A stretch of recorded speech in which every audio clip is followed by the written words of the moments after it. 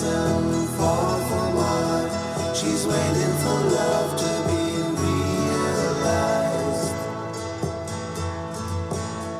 I'll send her the hardcover. Good morning, ma'am. My name is Swarnab Mohita. I am from 3rd F. Ma'am, what is yoga? Good morning, Sruha. Such a nice question you asked me. See, yoga is derived from a Sanskrit word called as yuja, and yuja means union. So yoga is union of your body and your mind.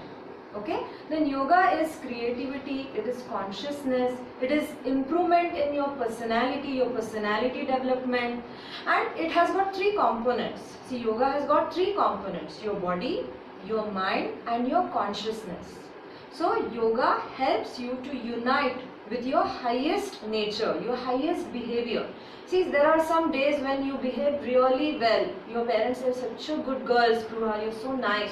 And sometimes you're very naughty, or you don't behave well, you fight, you get angry. Yes? So there are days when your behavior is not so good. So yoga will help you to make your behavior uniform. Every day you will be stable, you will be calm, you will be normal, you will be behaving in your best way. So yoga is to unite yourself with your highest nature.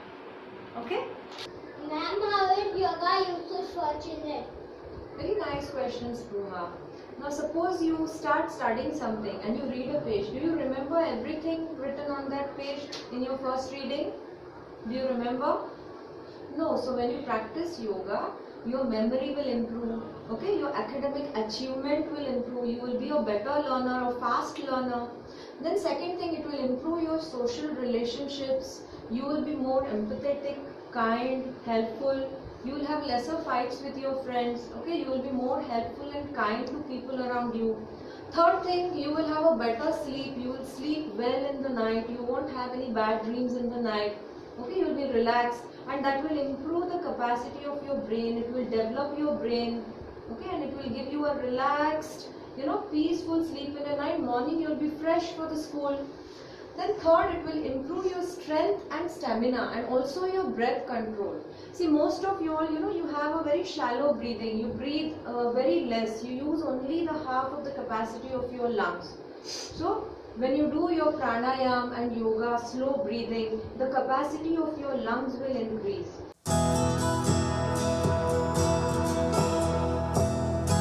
Good morning, ma'am. My name is Araf. I study in 5D and I have a question that do I need to be flexible in order to practice yoga? Not at all, Arav. It is not necessary that you got to be flexible to practice yoga, but eventually as you keep practicing, you will definitely become flexible. Okay, you can even just do a chair yoga. If you cannot bend or if you cannot touch your toes, you can simply do chair yoga also. Okay, while doing your online classes, you can just move your shoulders like this, move your neck up and down like this, move your head side to side like this, bend your head side to side. Even this is yoga. Okay, and that is going to help you get rid of the neck pain and stiffness of your neck while doing your online classes. Okay, so anybody can practice yoga. Anyone can practice yoga. There is no need of being flexible. Okay. Are there any precautions I should take while practicing yoga? Of course, you should be taking some precautions while practicing yoga. First of all, you should practice yoga empty stomach. Okay, you should not practice yoga immediately after eating your food or drinking your milk. Always you should practice it empty stomach.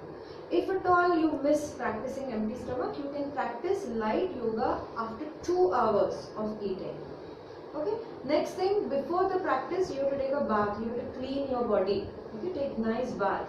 And after the practice, you shouldn't take bath at least for half an hour. Okay, you should allow that warmth to soak inside your body. Then you should practice in a clean place, dust-free place where there is no dust, insects. Okay, bad stinking smell. It should be clean and fresh place. And also the space where you are practicing should be flat and level. It shouldn't be uneven. You should have a yoga mat, okay, for practice. Then you should wear comfortable loose clothing. Okay, ideally you should wear cotton clothing. You shouldn't be wearing synthetic clothes and practice your yoga. Tight fitting clothes you shouldn't be wearing. then you shouldn't be wearing your jewelry or ornaments or spectacles. All this you shouldn't be wearing while practicing your yoga. Then people who are having some health issues, like who have underwent surgery, they should be extra cautious. They shouldn't be getting into complicated postures, which can cause more damage to the part which has undergone surgery. Also, heart patients. If you are a heart patient, you shouldn't do inverted postures like Sarvangasana, Halasana, where your legs go up, okay, or on the other side of the body. You shouldn't be practicing. People who have heart problems. Then people who have got problems related to the eyes, like retina has been some problems related to retina or ear problem. Okay, these people also shouldn't do inverted postures like Sarvangasana, Halasana, Karnapidasana. These are some asanas which are not allowed to be done. And people who have back problems, they shouldn't be doing forward bends. Okay, so certain problems, health issues, if you are having, you should observe caution while practicing yoga. You can practice yoga, it is not that you should not, but you have to avoid certain asanas. So these are the precautions you should take while practicing yoga.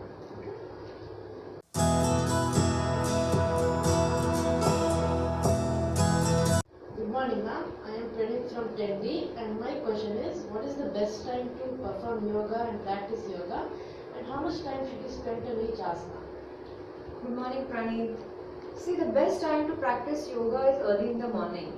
You can wake up a little bit early, maybe around 5 a.m. and do your practice for around half an hour, and you can do your positive affirmations, saying your positive affirmations for around 5 minutes. That is also part of yoga. Your prayers for 5 minutes and pranayam for 5 minutes. So maybe around 45 minutes you can practice, and then you can get started for your school. Okay, or you can sit for your online classes. So maybe around 45 minutes to 1 hour is more than enough.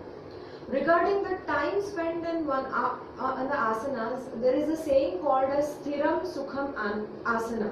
That is, the capability of a yogi is determined for how long he can stay steady in a particular asana. The longer he can stay steady, that means he is a better yogi.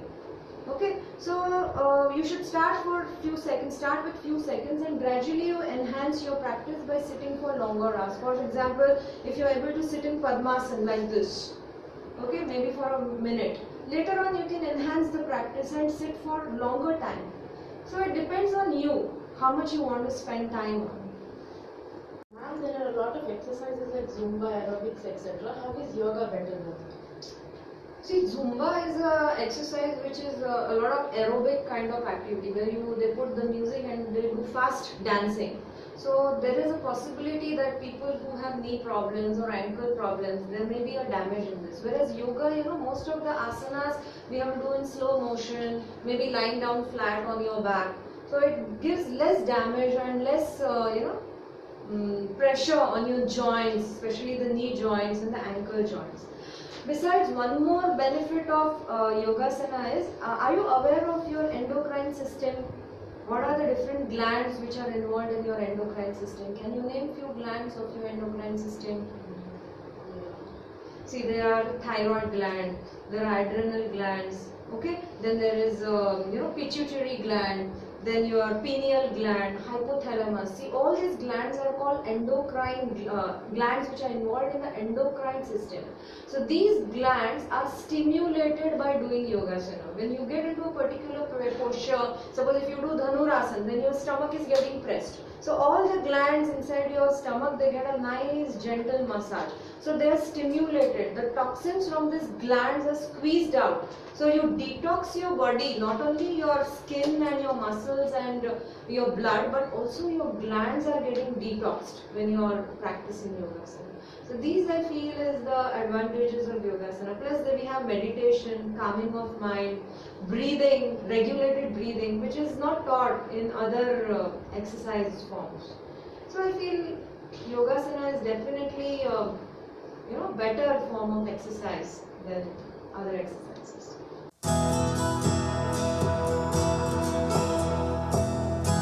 Children, now will practice Bhramari Pranayam. Bhramari Pranayam will relax your mind, it will make you stress free. So how we do it? We first keep our come inside your ears. We'll close eyes, relax your hands, take a deep breath and do humming.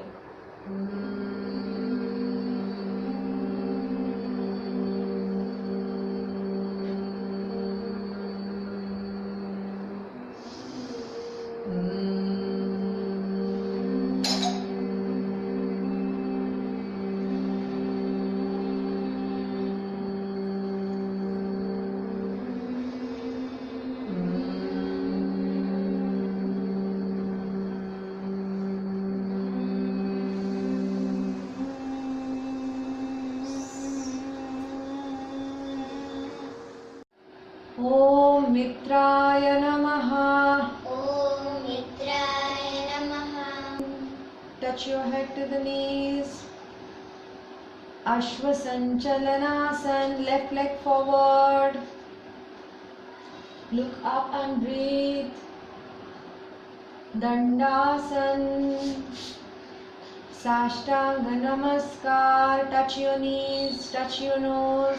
Bhujangasana, lift your chest, push your neck back. Heels together, flatten your toes. Lift your upper body. Bhujangasana number 2.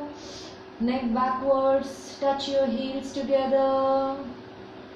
Parvatasana, head going down, look at your stomach.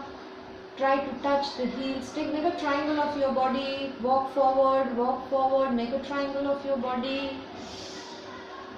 Left leg forward, Ashwasanchalanasana. Look up and breathe. Right leg forward,